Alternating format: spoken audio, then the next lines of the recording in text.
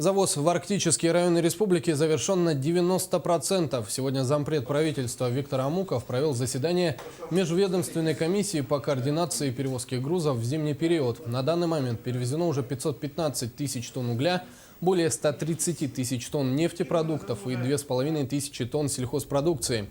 Кроме того, в северные районы доставлено более 8,5 тысяч тонн продовольствия. В данный момент доставлено более 600 тысяч тонн грузов, что составляет более 90% от запланированного объема. Часть, которую не успели доставить, перенаправят на первый этап навигации.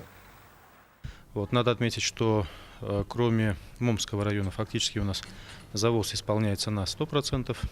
По Моме с учетом определенных проблем это дважды выходили наледи на 170-230 километре автозимников.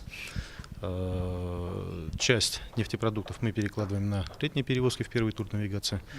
Сегодня уже дозавозим остатки. Это продукты социально значимые продовольственные товары по линии Якутопторга. Также необходимо отметить, что дозавозится это объем грузов сельскохозяйственной продукции и прочее.